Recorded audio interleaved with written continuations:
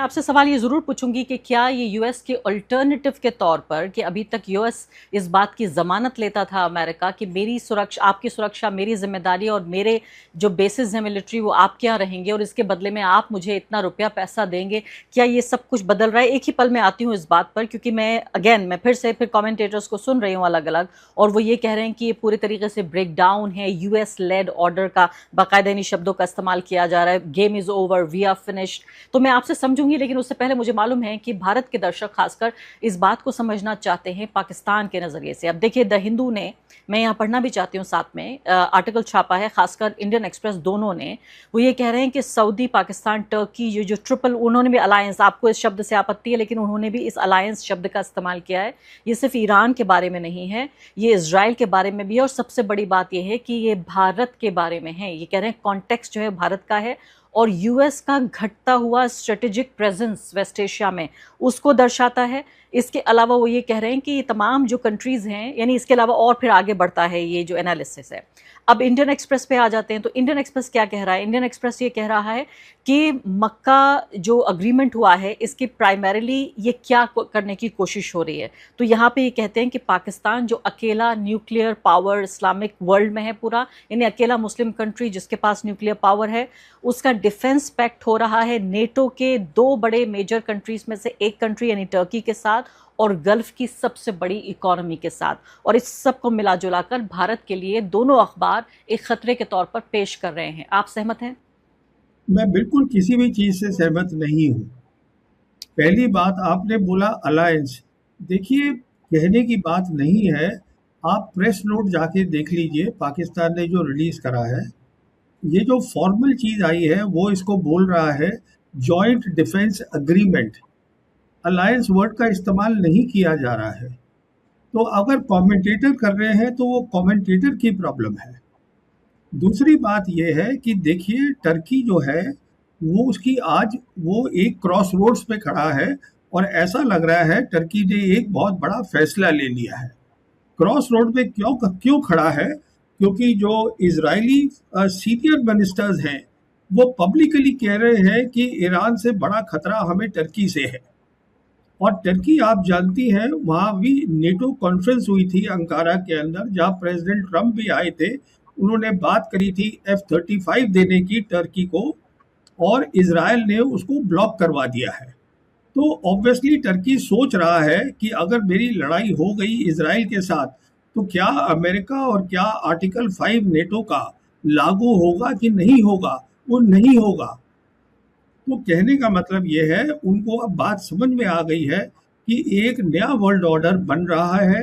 उनको समझ में आ गया है कि अमेरिकन एम्पायर एक बहुत शार्प डिक्लाइन में है, बहुत ज़्यादा नीचे चला गया है। उनकी समझ में आ गया है कि अब जो है हमें रीजनल ऑर्डर जो है वेस्ट एशिया में, उसमें शामिल होके और उसके अंदर हमें योगदान देना है। कैसे? देखिए, टर्की जो है वो सेकंड लार्जेस्ट मिलिट्री है नेटो की। आम ताम मिलिट्री पावर नहीं है टर्की। टर्की जो है उसके पास बहुत अच्छी डिफेंस टेक्नोलॉजी है, डिफेंस इंडस्ट्री है। और जहाँ तक पाकिस्तान का ताल्लुक है, पाकिस्तान न्यूक्लियर वेपन कंट्री है। पाकिस्तान के डिप्लोमेटिक टाइज नहीं है इसराइल के साथ। और पाकिस्तान, जहाँ तक इन सब वेस्ट एशियन कंट्रीज का ताल्लुक है, वो इस नतीजे पे पहुंचे हैं, वो हमारी ऑपरेशन सिंदूर के बाद, कि उनकी जो मिलिट्री ताकत है लड़ाई करने की, कन्वेंशनल कैपेबिलिटीज, वो भी बहुत अच्छी है। तो ये सारा जो है, ये ईरान जो सोच लाया था न्यू वर्ल्ड ऑर्डर की, जो बैकिंग है चाइना और अमेरिका, चाइना और रशिया की, ये उसको आगे ले जाने की बात हो रही है। देखिए, प्रॉब्लम क्या है कि जो अमेरिकन कमेंटेटर्स हैं, उनको ये न्यू वर्ल्ड ऑर्डर क्या है वो भी नहीं मालूम है। वो इसलिए नहीं मालूम है क्योंकि वो मालूम करना नहीं चाहते। उनके दिमाग में एक बू है कि हम बहुत बड़ी पावर आज भी हैं। वो खत्म हो गया वेस्ट एशिया की लड़ाई में। और ये लड़ाई जो है, हार चुके हैं प्रेसिडेंट ट्रम्प।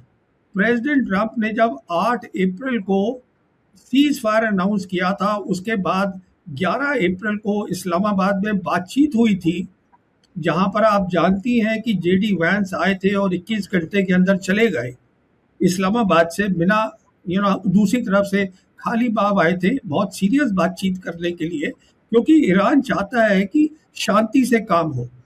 अब ये एक बार वो लड़ाई हार गए हैं तो ऐसा नहीं होगा, आप एक काम को 10 बार करिएगा तो उसका नतीजा अलग आएगा, वो ऐसा कुछ नहीं होगा।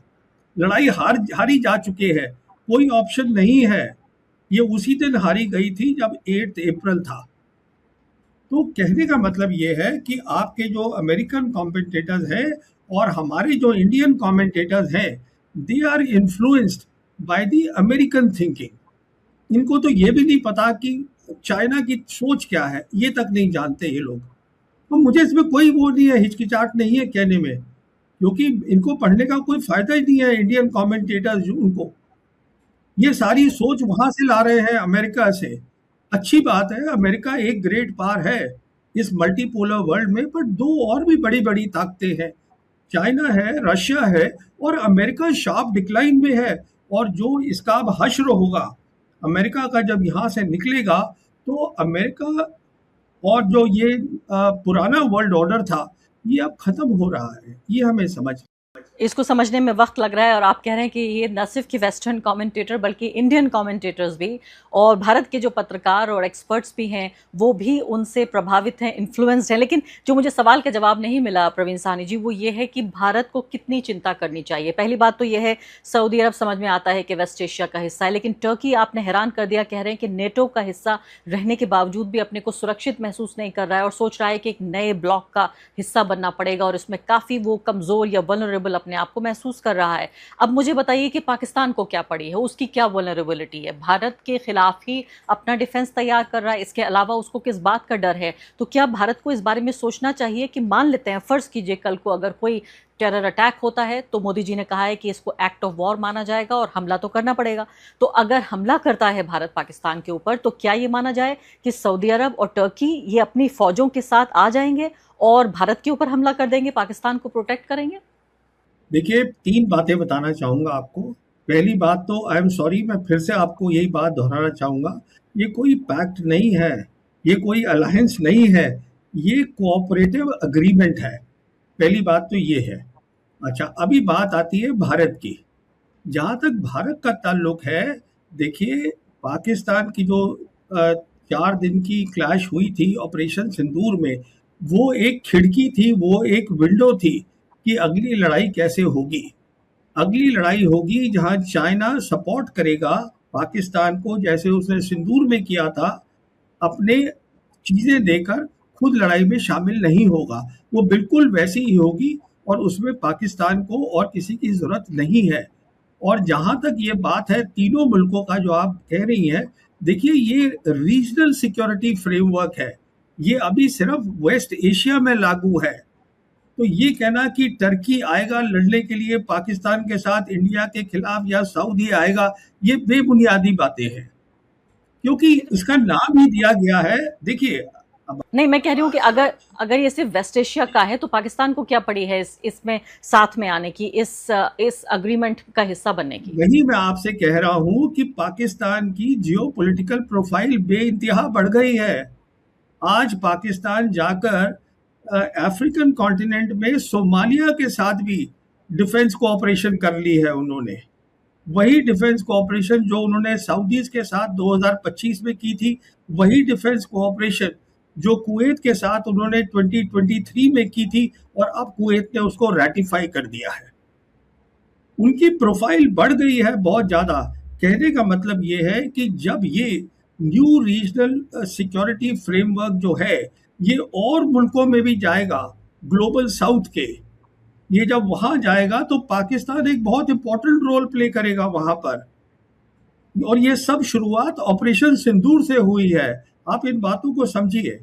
अभी फिलहाल जो मैं आपकी बात को पैराफ्रेज नहीं करना चाहती, बिल्कुल सीधे सीधे समझना चाहती हूँ। आप ये कह रहे हैं कि अगर भारत से कोई हमला होता है तो पाकिस्तान के लिए तो चीन ही काफ़ी है, यानी पाकिस्तान और चीन मिलकर लड़ेंगे, जो हमने ऑपरेशन सिंदूर में भी देखा, बाकायदा इस बात के सबूत मिलते हैं। तो पाकिस्तान को ज़रूरत नहीं थी वेस्ट एशिया का ये पूरा जो अग्रीमेंट हुआ है, मैं अलायंस नहीं कह रही हूँ, केयरफुल होकर अग्रीमेंट ही कह रही हूँ, ये पैक्ट ही कह रही हूँ उसको।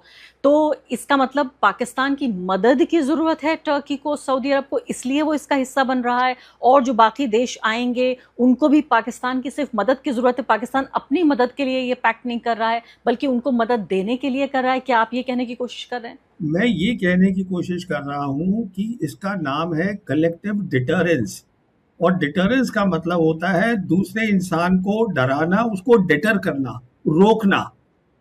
अब वो मदद टर्की को चाहिए कि नहीं चाहिए वो वक्त बताएगा। अगर टर्की कहेगा मुझे मदद ही नहीं चाहिए इजराइल के खिलाफ, तो फिर वो नहीं देंगे दोनों। अगर टर्की, अभी जो चीज अभी हुई है वो ये है कि जब इजराइल अपनी कैलकुलेशन करेगा लड़ाई की, उसमें इस बात को शामिल करेगा कि ये तीनों जो हैं इन्होंने कलेक्टिव डिटरेंस बनाया है, विच मींस एक के ऊपर अटैक होगा तो सब पर अटैक है। तो अगर मैं कुछ भी करूंगा टर्की के ऊपर, तो ये दो मुल्क टर्की के साथ आके खड़े होंगे। अब उनको जरूरत